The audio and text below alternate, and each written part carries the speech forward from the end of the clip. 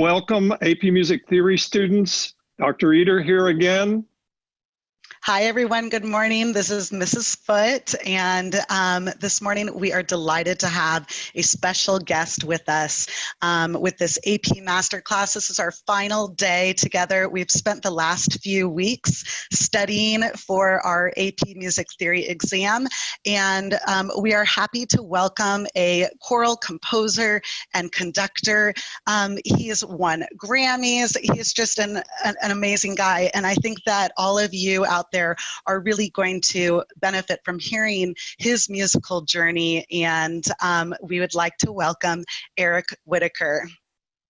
Thank you so much, Mindy. Thank you, Terry. I'm honored to be here, truly. So Eric, why don't you just start by sharing a little bit about your educational journey? I know that you were in band as a high school student. Walk us through that. Okay, so I grew up in northern Nevada, a little farming town up there.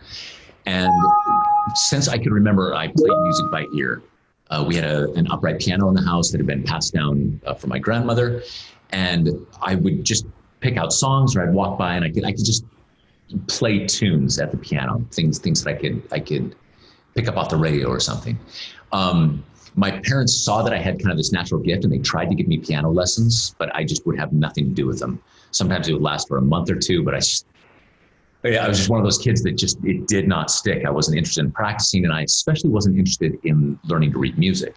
And when I was 12 years old, in the 6th grade, I joined the concert band, and I played trumpet only because my dad had a trumpet from when he was in school. My parents, by the way, and my sister's not really musical at all. So I was very much the black sheep of the family. And I played trumpet, and I did okay playing trumpet, but I never learned to read music. I would only play by ear. And I can even remember when they would test for chairs, because my last name is Whitacre, I was always last in alphabetically. And so I would sit outside the practice room door and listen to them playing their pieces inside, and then just learn it by ear and then go in and play that way, even the sight reading stuff. And at the age of 14, I became fascinated by electronic music, synthesizers, drum machines. This is the mid 80s. And by the way, this is my wife here. Hello. This is Lauren. 5 times trying, no, got them. Now I can get out. Laurence is an amazing soprano, by the way, just amazing professional soprano. And so I was fascinated by computers and computer music, and I had synthesizers and drum machines. I saved up money for them, and I spent most of my high school career in a pop band, writing pop songs. And I really thought that's what I would do. I loved bands like Depeche Mode and Erasure and Pet Shop Boys and Alphaville and Kraftwerk. Maybe I thought that I could go into film scoring, maybe. I loved movies. I still love movies. But classical music, or at least what I'm doing now, concert music, was as far from my radar as you could possibly imagine. And when I was 18, then I graduated from high school, and I went to the big state school in Nevada, which is the University of Nevada, Las Vegas. And I auditioned for a music scholarship. And I remember I sat at the piano in front of the jury of professors, and they asked me, why don't you play something from your repertoire? And I didn't know what that word meant. I'd never heard the word repertoire. So I said, well, I just sort of play. And I just improvised something. And in the room at the time was a man named David Weiler. He was the choir director there. And I think probably he was just looking for warm bodies. You know, any choir directors that happen to be listening to this know that. So at some point, you just need people to join the choir. And so he brought me over to the room and had me sing for him. And I can remember holding this book that he gave me. He said, I'll play the top 3 lines and you play the bottom line. And probably in retrospect, it was a Bach chorale, but I didn't know that at the time. And we start, and I got through the first measure, and I was lost, right? I couldn't read it. But he said, can you sing it? So he played it for me, and I could sing that back. And then he played something a little more complex. Can you sing this? And I could do that. And then I think something pretty atonal, if I remember right. Can you sing this? And I could pick it out. And I think he saw that at least I had an ear and definitely a passion for music. And so he asked me to join the choir, and I did. And the very first piece we sang was the Requiem by Mozart. And that was it. utterly transformed my life. I became the world's biggest choir geek. I still like to think of myself as the world's biggest choir geek. And I joined every choir that I could. I became the president of the social club, the choir social club. And 3 years into my 7-year undergraduate degree, I composed my first piece of music, a little piece for choir called Go Lovely Rose, as a gift to this man, David Weiler, for changing my life. And the piece, we performed it and it got published. And then I wrote a couple more, and I wrote for a concert band then too. I wrote my first piece for instruments. All this while I'm learning how to read music. I'm starting to kind of understand what music theory is. Putting names to things that I'd been doing intuitively for my entire life. And then in the 7th year, I was told by the advisors at school that my grades were so bad that there probably was no graduate school in the country that would accept me. And I remember there being the implication that it was a good lesson for me to learn that, if you work hard, then you get. And I thought there must be some school out there that would accept my application without my GPA, just my portfolio. Here's pieces that I've written. And so I went to the big book of graduate schools in the library. And the only place I could find was this place called the Juilliard School in New York. And I didn't even know how to pronounce it. I thought it was the Juilliard School. I thought it was French. And it's the only place I applied. And I went out and did the audition, and they didn't care if I read music, if I didn't read music. They didn't care what my GPA was. They only wanted to see my portfolio, pieces that I had written, and they accepted me. And so I did my master's degree in composition at the Juilliard School. And it was at Juilliard that I had my first true lessons in music theory. It was a woman named Mary Anthony Cox, who I think just retired a few years ago, an absolute legend. She actually studied with a woman named Nadia Boulanger. That she was young. And Nadia Boulanger, I would say, is the grandmother of music theory, probably for most composers, but especially in America. Every great American composer at one point or another during that time studied with her. And so it was direct from her. Those lessons, I remember being terrifying, just endlessly terrifying. We called it fear training, not ear training. and we would do, it would be these 2-hour sessions every week, and she put us through our paces. And I can remember just these, there'd be a thing, you had to sit in front of the rest of the class at the piano, and you'd have a Bach chorale sitting in front of you. And there'd be 4 staves: soprano clef, alto clef, tenor clef, and baritone clef. Until I went to Juilliard, I didn't even know there were 7 clefs. I thought there was just bass and treble clefs. And so you've got those 4 clefs, and then she'd say, this is all sight reading. You sit at the piano, and she'd say, all right, you're going to sing the alto line. So this is the first you hear about that. And you're going to sing in solfege, right? So that means you got to play the other 3 lines and sing the alto line in solfege. And she'd say, okay, you ready? Take a big tank of air. 2, 3, up a minor third. and the way she taught was you weren't allowed to, you couldn't fake it. So if it was even an 8-bar exercise, you had to finish it, even if it took you 20 minutes to get. So, I'd be la, si, right? Like it took me forever to make it through this, but it was the best training I ever had. I mean, it really taught me to understand that kind of music theory. And more than anything, I think she was teaching me to eventually be a performer, because once you've been through that, then it's very hard to be rattled on stage in the real world. Anyway, so that's sort of the long version of how I got here. Well, Eric, many of us probably first met you when you did the first virtual choir. I think that was Luke's or room choir. That's it. Luke's choir. Yeah. And I'm interested in what influenced you to do that, and has that experience really influenced you as a composer and a conductor? Yeah, it was 10 years ago. I can't believe now it's 11 years ago, because it was in 2009 this happened to me. This young woman named Britlin Losey. She was a 17-year-old soprano in Long Island. She posted a fan video on YouTube to me. She didn't know me, didn't even know if it would find me. But she had taken a piece that I'd written called Sleep, and you can still see this video on YouTube. She pushes play. Well, first she says, "Hi, Mr. Whitacre, I'm a big fan and I wanted to make this video for you." And then she pushes play on a CD, so it's playing Sleep in the background. And then she just looks into the camera and sings the soprano line over the top of it. That's all it was. And a friend saw this video and sent me a link to it. And I thought this was the most beautiful thing I'd ever seen. I just thought it was so pure, not only the way she sang, which is quite gorgeous, but also just the intention, right? That you love something and you're going to, like a little electronic message in a bottle, you'll put it out into the world and hope that it finds its way to the person you're trying to send it to. And watching that, I just had this very simple idea, which was if you could get 25 people to do what Bridlin was doing, as long as they would sing their part, soprano, alto, tenor, or bass, anywhere in the world, just alone in their room, as long as they were singing at the same speed, right, the same tempo, and in the same key, if you just started those videos at the same time, then this choir would unfold, right? This virtual choir. It was a really simple idea. And so I wrote on all of my social media, I said, okay, here's what we're gonna do. We're gonna make this virtual choir. I had no idea what I was doing or even if it would work. And then the first challenge, everybody said, okay, how do we all sing at the same tempo? And I realized, oh my God, I don't know.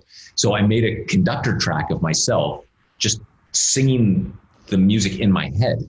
So this first conductor track of me singing Lux Aurumque, which by the way is Latin. It simply means light and gold, Lux Aurumque. It was a piece that I'd already written, but I'm just hearing in my head and imagining the voices. And I put all of that up and people started uploading their videos and it worked. It was the first one had 185 singers from 12 countries. But what was amazing is that it sounded musical. It actually, people followed the dynamics that I was conducting and written in the sheet music. And when they were all put together, suddenly this thing unfolded that actually was way more poetic and beautiful than I possibly could have imagined. Because you can see in the virtual choir, not just the beauty of the sound, but all of these people alone and connected by the music. I was unprepared for it. When I first saw the video back, it was that first one was edited by a young man named Scott Haynes. And when he first sent it to me, I got tears in my eyes. I just couldn't believe how beautiful it was.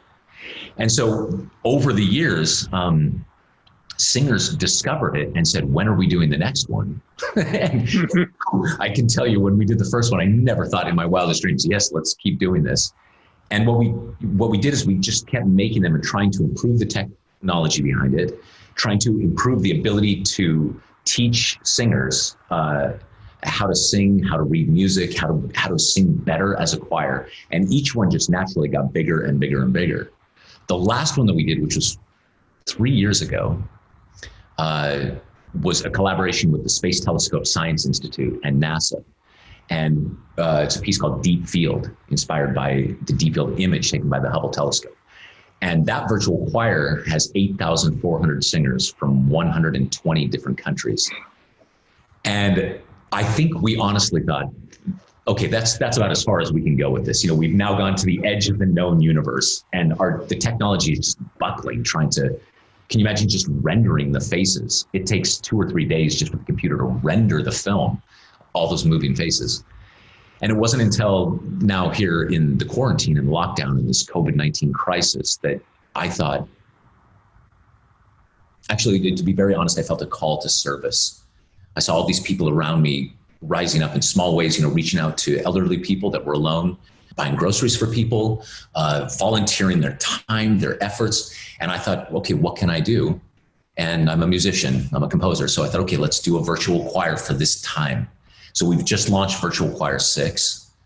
And already we're in what's called the acquisition stage, which will go till May 22nd, where you register first and then you upload your video to become part of the choir. So in terms of people that we've had register so far, I think when I looked this morning, there were 26,000 singers from 125 different countries.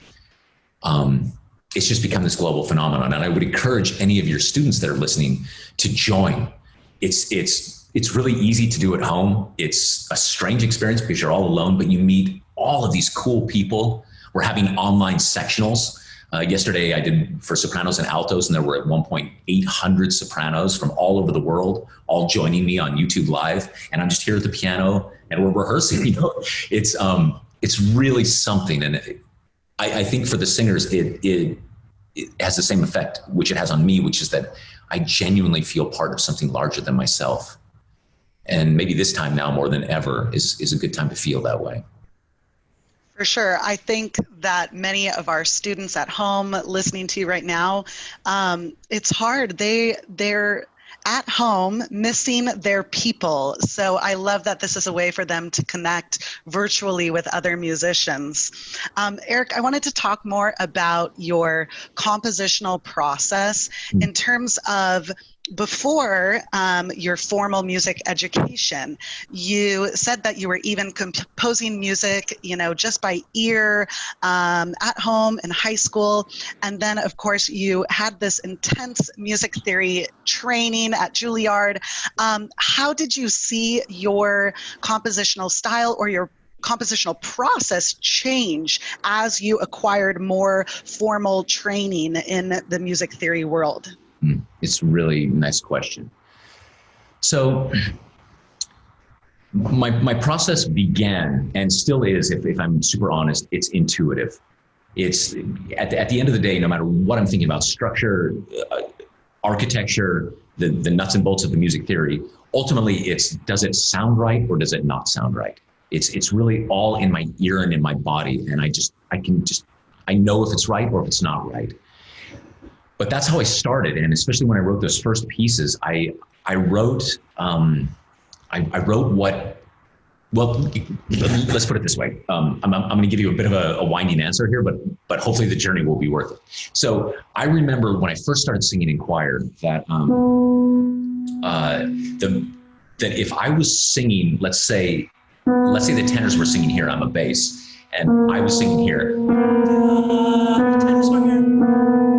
that minor second, that there's a vibration that happens between those two that is to me magical. I'm mesmerized by that close harmony. And for me, each interval has its own little internal world, that relationship between those notes, even a third, but close harmonies especially.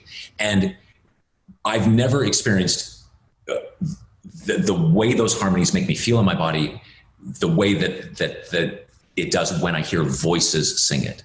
So instruments, piano, even synthesizers, for me, they don't compare to having live voices sing those notes into your body. Okay, so I learned early on that it made me feel something. And as I was starting to set choral music and trying to illuminate the poetry, turn it into music, I found that I would use those things. So for instance, with my first piece,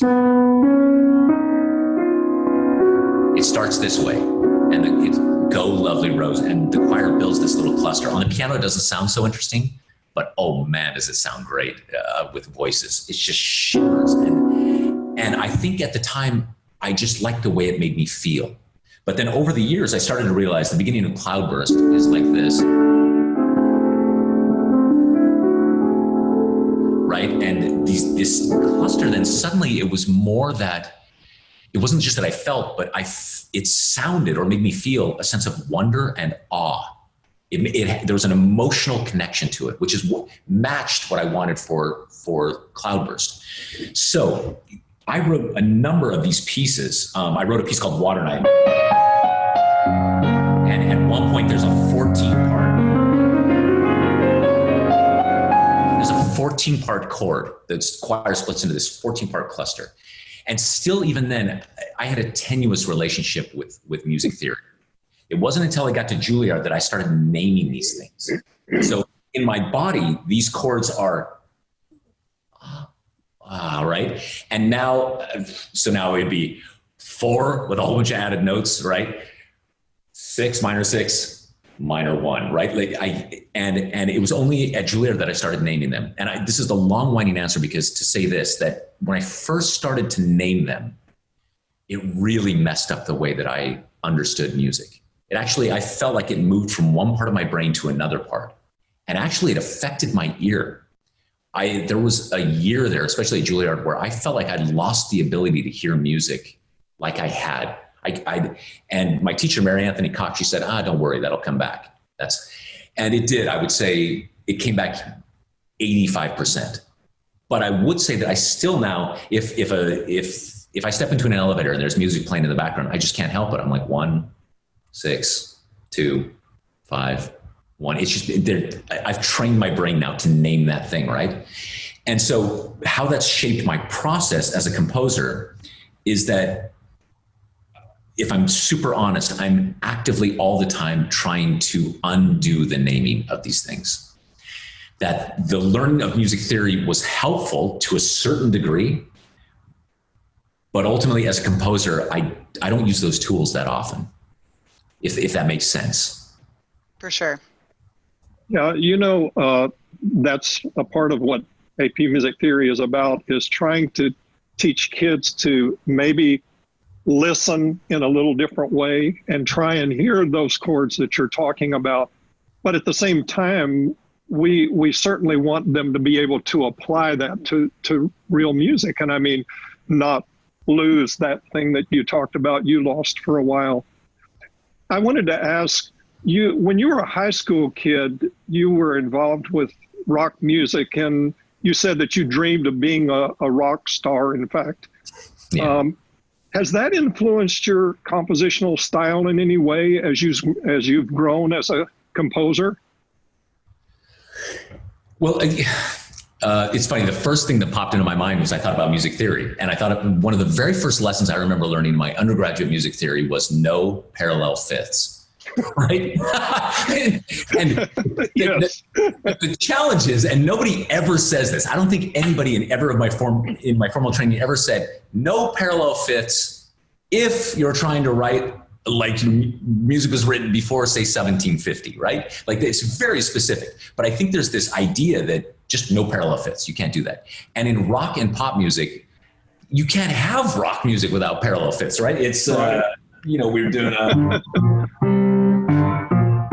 right? Every distorted guitar chord ever is these parallel fifths. And so when I write, I usually write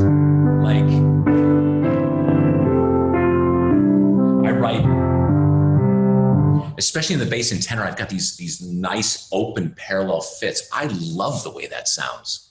And I think every time I do it, I'm reminding myself of, oh yeah, those pop roots where that's the foundation of it, as opposed to all that other stuff that I learned. Yeah, I mean, we don't want the kids to do this on the AP test next week, but definitely that I love to hear you say that, because I always want to talk to the students about the fact that that's 18th century ears that we're talking about, and 21st century ears love what that sounds like. Yeah, I'm so glad that you say that. I don't know if that gets said enough. Yeah, and I think too, when I'm talking about music theory, I'm making it sound like music theory corrupted my brain. It's not like that at all.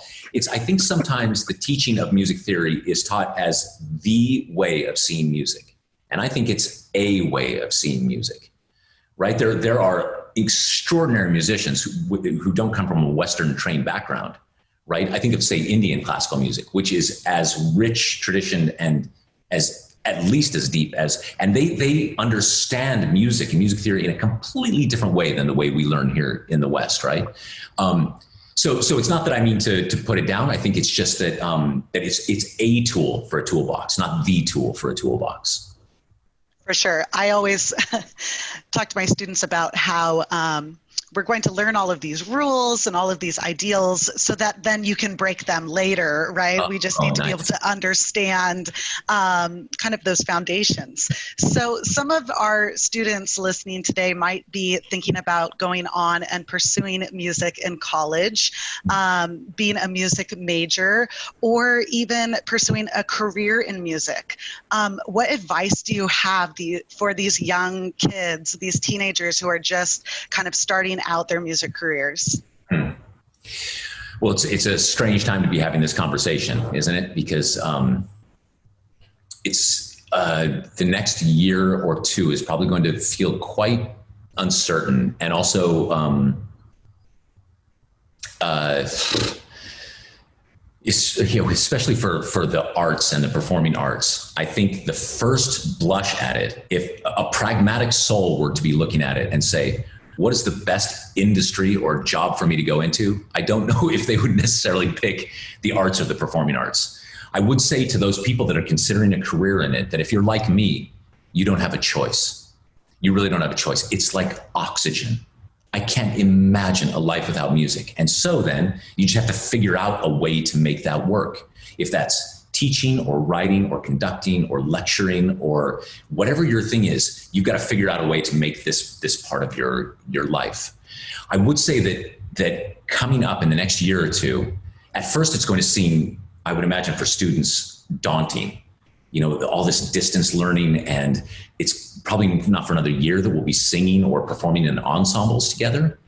So it'll seem daunting and it'll seem like everything is back on its heels. But I would suggest that actually this is the perfect time to self-teach. I always, for myself, even though I ended up doing my master's degree at Juilliard, I feel like I learned more on my own than I ever did at school, if you know what I mean. And so this is this time now when you can find that thing that you truly love. Let's say it's music theory for your students or composition.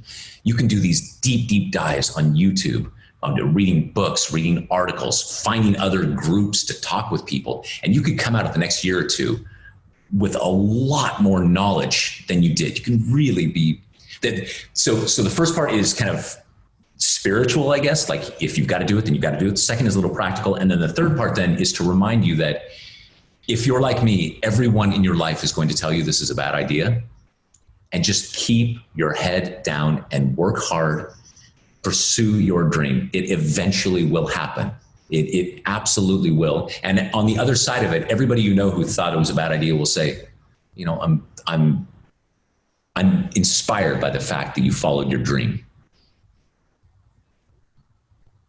That's great, especially for this time. I totally agree.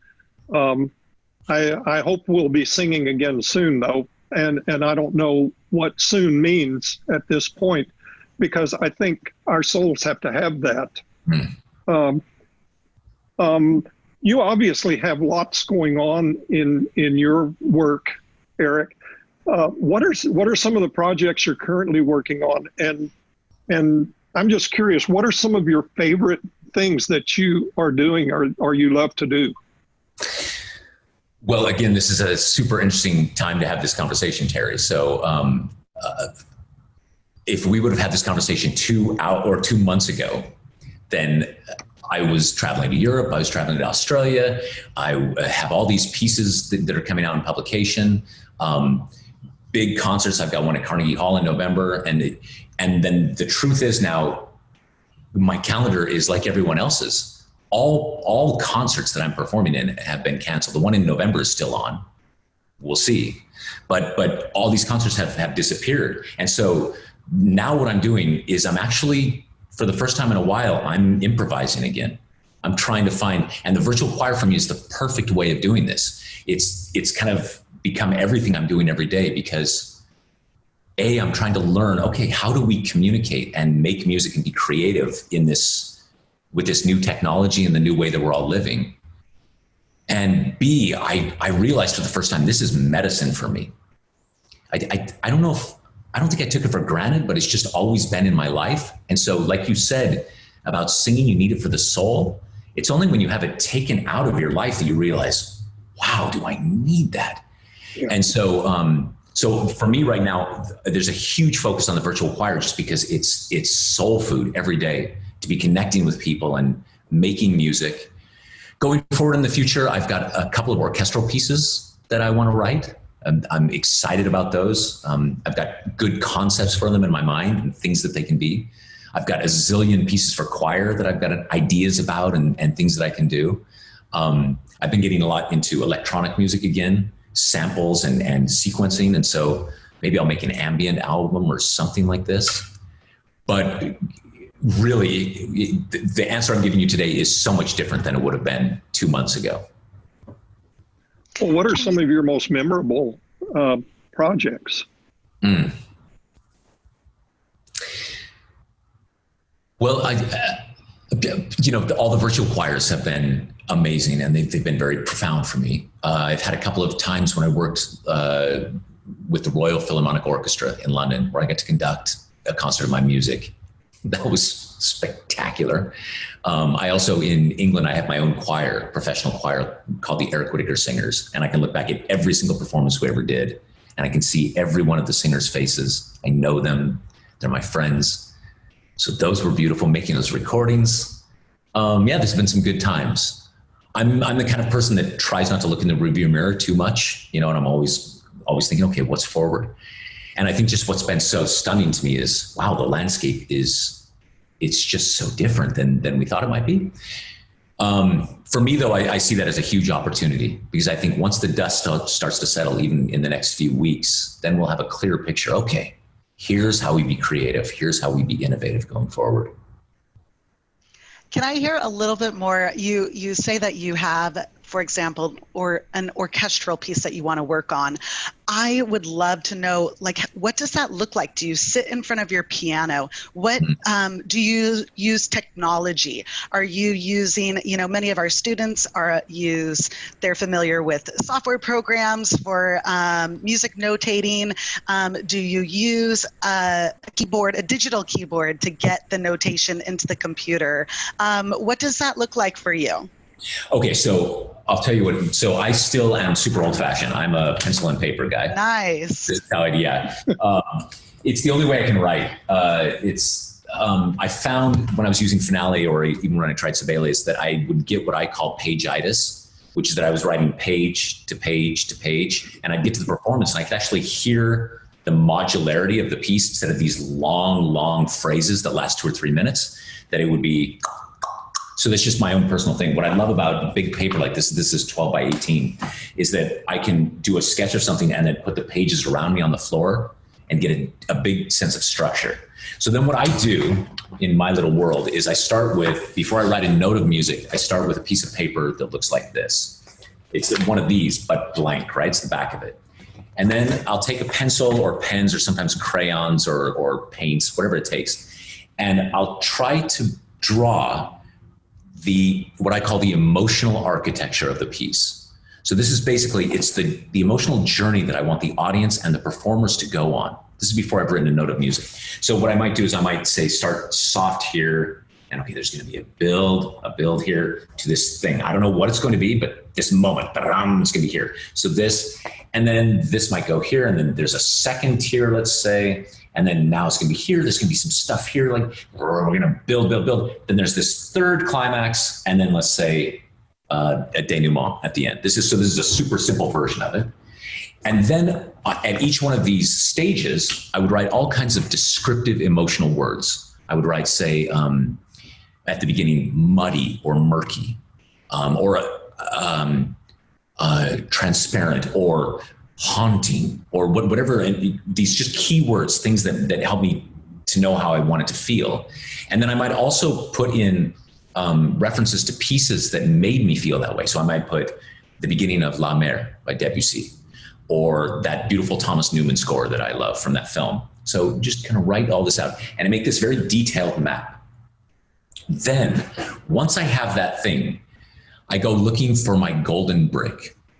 I call it this golden brick. And for me, a golden brick is a chord or a couple of chords or a few notes that contain within it all the DNA to write an entire piece of music. And it's not just, it's for your students, it's not just as simple as a motive, right? So for instance, all right, Beethoven, those 4 notes, he made 4 movements of a symphony based only on those 4 notes. But I think for Beethoven, I wish I could ask him, I think it's more than just 4 notes. It's not just these 4 notes and then let's just spin them out into oblivion.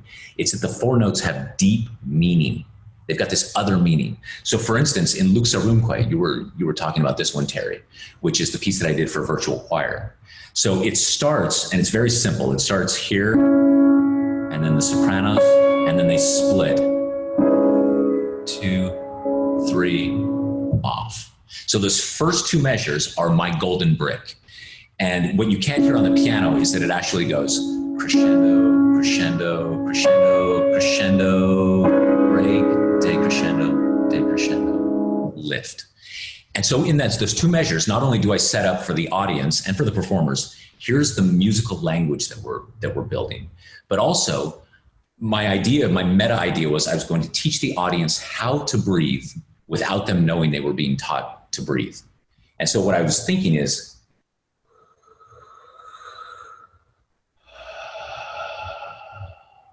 rest, right? So then the entire piece becomes about using that musical material as now kind of emotional meta material as a way to take an audience on a journey. And if the piece unfolds right, and I've done my job right, they start the piece one way and they're transformed even in a small way by the time they get to the end of it.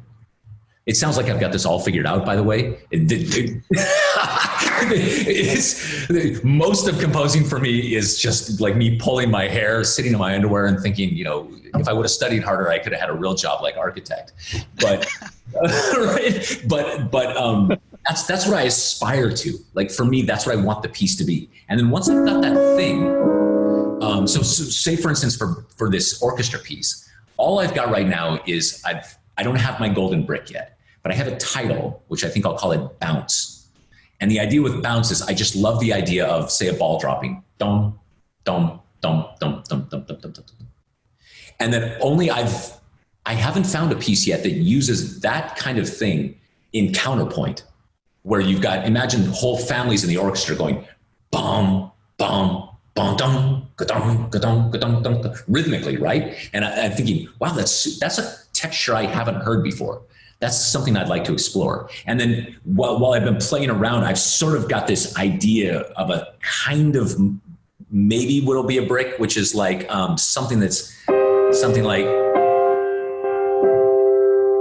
which is super simple on the surface, right? That'll probably become, knowing myself, it'll probably start to become something, I don't know what it'll be, but then this little thing, when I find it and I know that's my brick, then I've got my bounce thing, I've got this thing, and then I'll build a piece, then I write the notes, right? Then it's, I write a really sloppy version of it. So I try to kind of make a thing that sort of limps to the finish line.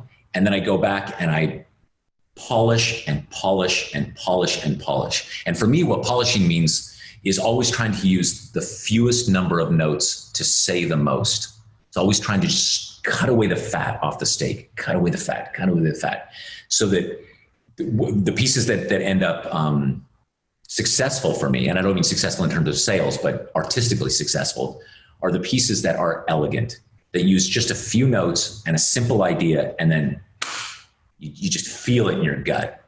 Sorry, that is a long, long answer to a short question.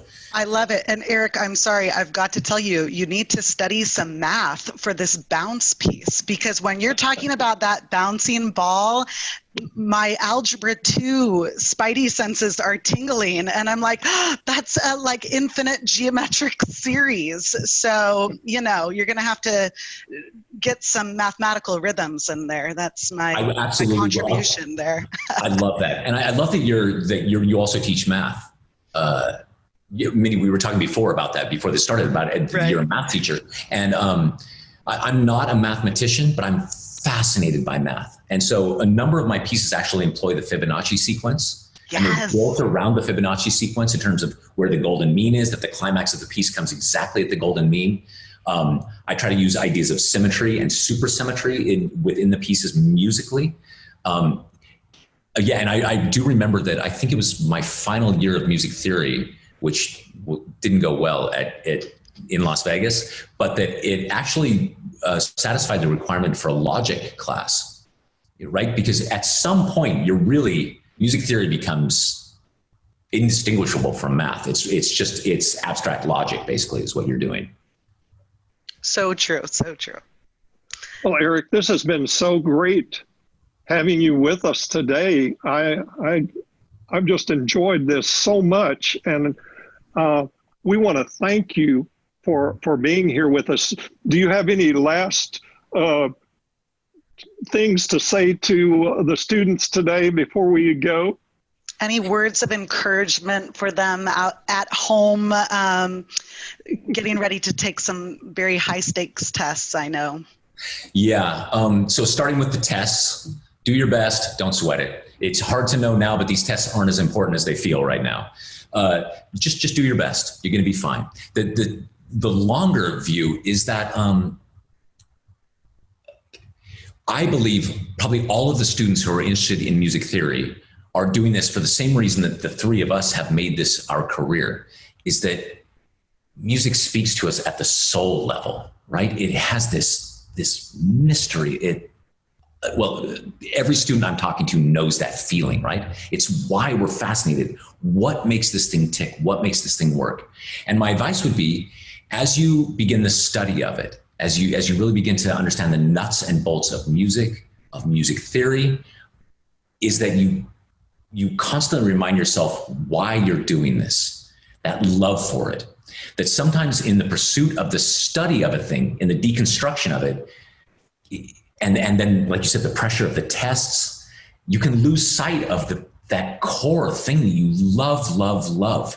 And that's the whole thing that's driving you forward. For me, what I always do when I start to feel overwhelmed like that is I just put it down for a bit and I go back and I do things that I love. I watch a movie that has a killer soundtrack, or I put on Spotify and my wife and I sing really loudly, or I jam with other friends online. You know what I mean? I get back to the thing about music that excites me. And just be reminded that while this stuff is super important, it's just one aspect of music. Ultimately, I believe music it's a gift. And I don't know how it comes, where it comes from, how it works, but it's somehow this thing that we have built inside of ourselves that can communicate in a way that nothing else can. We can connect with each other and communicate. I haven't found anything else like it. And so to treasure that and to just enjoy it. Yeah, it's good. Music's good. Thank you so much. Thank you so much, Eric. Thank you. This has been a pleasure. Yes. It's been great being with you. We'll look forward to your future composition.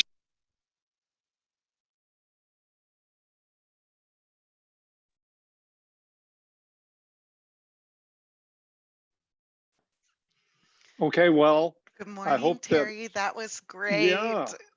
Yeah. I hope you students who are looking in out there this morning really enjoyed that as much as Mrs. Foote and I did, getting a chance to ask Eric Whitacre questions. And I learned a lot during that session. I don't know about you, Mindy.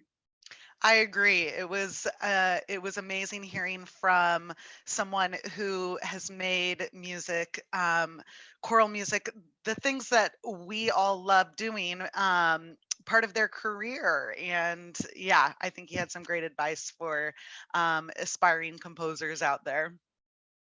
Yeah, you know, this is our last day with all of you out there, and I want to first of all just say a thank you to my wonderful colleague, Mrs. Foote, because we've worked a lot together during these weeks as we've done these lessons for you online, and I've so enjoyed working with Mrs. Foote because I think she's terrific, and I know that you've learned a lot from her. Well, I just can't say enough about this experience. I mean, I have been connected with so many amazing people from our larger AP community. Of course, Dr. E, what would I do without him? I feel like you've really been a mentor to me during this time. No, I mean, I personally have learned a lot from you. When I watch your videos at home, I'm like, I've never thought about doing it that way before. And but really, even just hearing from my favorite part of this experience has been hearing from students and other teachers. I was surprised at first how many other AP Music Theory teachers are out there watching these videos. And for all of you students and teachers who have reached out to us, thank you. It's just been wonderful. And I would leave you with this, that we have this this empty week, right? AP testing is starting on Monday for some subjects, but our subject, our test, isn't until May 19th. So even though we won't be releasing any more YouTube videos, I would encourage you guys to go out there and just practice some part writing questions, you know, maybe one every other day, practice some sight singing. And remember, you can find all of these released exams on AP Central, the College Board website. So you don't have to rely on your AP Music Theory teacher assigning things to you, even if you know, you're at home and you feel like, gosh, I don't know how to study on my own. Also remember, another resource for you out there is the AP Classroom. So if you log into the AP Classroom, again, even if your teacher hasn't officially assigned anything to you, there are some practice questions that you can open up and do at home, so that then when May 19th rolls around, you haven't forgotten how to do everything. Yeah, that's great advice. And I hope that you will continue practicing like Mrs. Foote has just said. And I know that if you have been watching and you've been tuning in and your teachers have been working with you, you've got this. You can do this. Just I want to Mrs. Foote did such a great job with this on Thursday, yesterday, whenever she was talking about making those recordings, and be sure that you figure this out before May 19th and practice it. I would practice it several times, because you've got to take that photo and you've got to make that recording of your sight singing. And the last thing that I would say about that is this: if you can finish earlier, do it, you know. But the fact of the matter is, let's say you don't get answer sheet 1 done with question 1, the figured base and the Roman numerals. Don't worry, submit whatever you've got. Submit whatever you've got, because the bottom line is, if you don't get it submitted, you don't have anything. So that's so important. Be sure you're practicing that. Talk to your teachers. They will help you get a way for you to get that done. Well, I you know, totally agree. yeah, Yeah. I just want to say that this has been one of the most rewarding endeavors for me, even though we couldn't be in the classroom together, which I really missed that. And even though we couldn't really interact with you while we were teaching these lessons on online live, I have been so rewarded by knowing so many of you have tuned in. And I think my hope is that what we've done has really helped you, and will make it possible not only for the AP test, but for your future music literacy. Maybe some of the things that we've really be very helpful to you. So it's goodbye. I hope to meet you again sometime, and hopefully in person the next time. And I believe we have a video saying goodbye, and kind of a nice little recap of this whole AP Live experience that we've all been through in the last few weeks. And hello, everyone. This is Dan McDonough. I'm with the College Board, and this is National Teacher Appreciation Week. So it has been my distinct pleasure to work with Dr. E and Mrs. Foote for the past couple of months.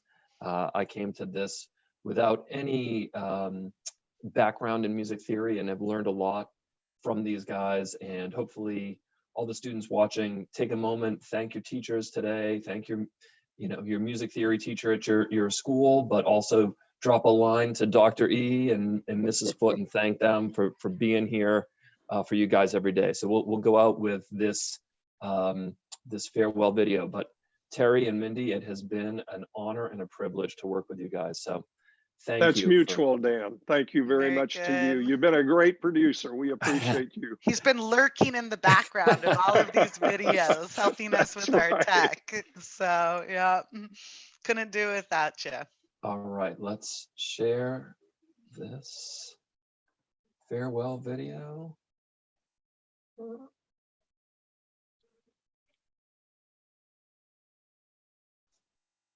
know, you said that, and now No, you were our tech expert. yeah, and now yeah. Put you on the spot.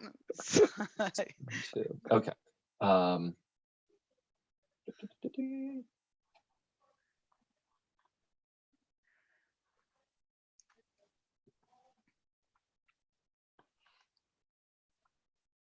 There he goes. There we go. Man. All right. Bye, everybody.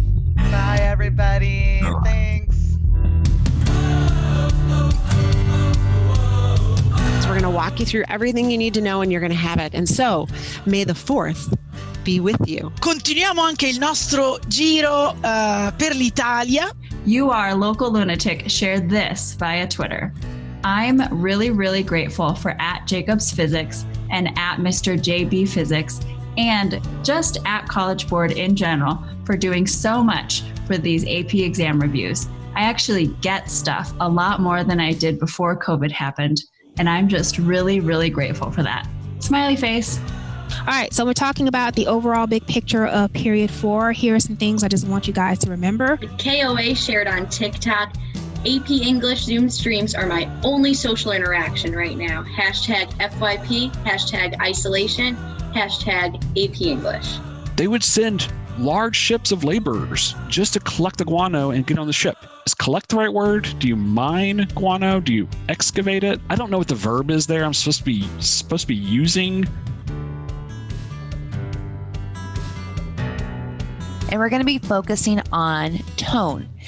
Specifically, how do you read and interpret tone? Karen Tabola Moore on Facebook shared, my students have enjoyed the AP Latin videos with Jeannie Luangu. Since I can only give a live Zoom class twice a week, this has been a great support. Or I could say I want my lawyer and they have to get me my representation. But, and here's our but for today, that is going to sacrifice the abilities of the community. Am I sharing the slideshow right now, by the way? Nope. If you are, I can't see it. Utkarsh Kali shared on Twitter, thank you for the helpful AP classes on YouTube. My preparation for AP Calc VC has become so much easier and efficient. So I drew this like 4 o'clock this morning. So it's not beautiful, but I think it gets the point. You turn over another card and they get compared and that person would win. Tell me if you do it differently, Mr. Schultz. Nope.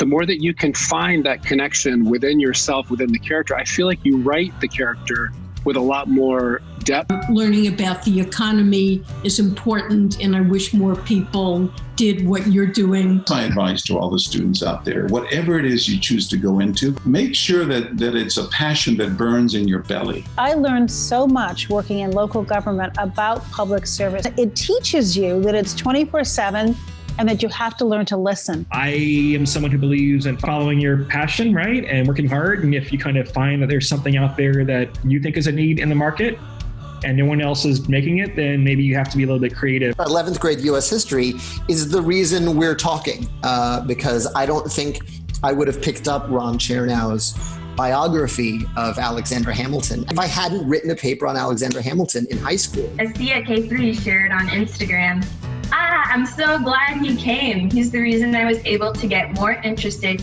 in US history, and I always listen to the Hamilton soundtrack when studying for APUSH.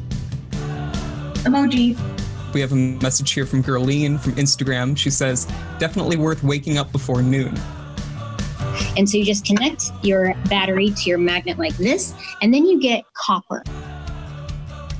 Ta-da! Look at that. That's amazing. When are we ever going to need calculus? You'd be surprised. I mean, you might make videos and then calculate like the breaking pressure of Thanos' abdomen if Ant-Man were inside it. This one hit close to home. This is very special for me. Mr. Walters teaches in Managua, Nicaragua, and that's where I was born. And I want to say hello to all the students out there. Lyra Matt tweeted, I watch every AP Lit video. They're so helpful, especially for students whose first language is not English. Miss Barber and Mr. Carlos' enthusiasm and passion inspired and encouraged me not to give up.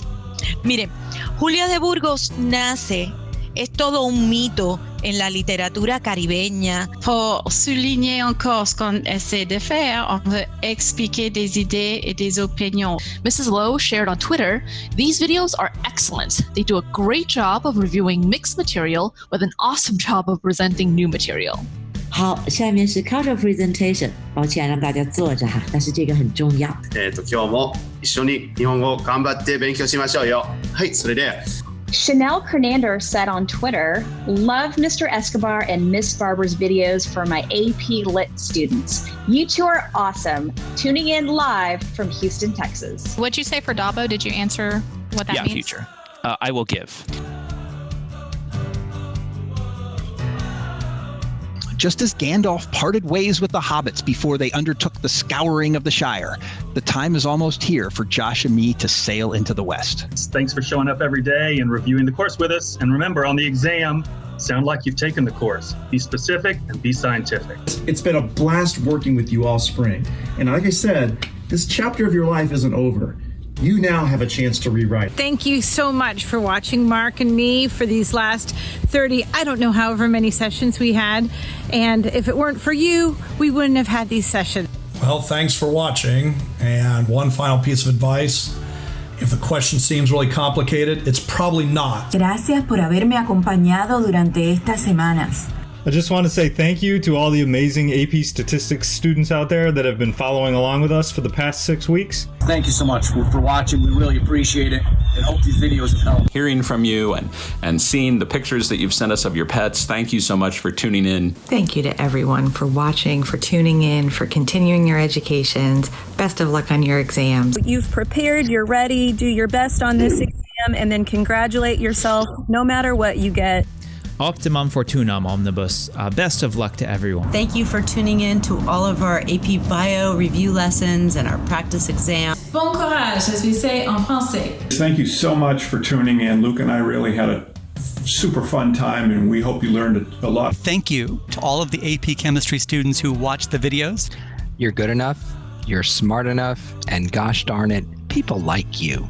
Thanks for tuning into all these videos. Music theory friends, don't forget to resolve your tendency tones. You guys have got this. Remember, you are the solution. Thank you so much for joining me the past month and a half. It's been such a journey and such a treat for me. Hey, thanks for watching the last 6 weeks, especially the calculus crew. You guys are awesome. You are excellent. You are brilliant.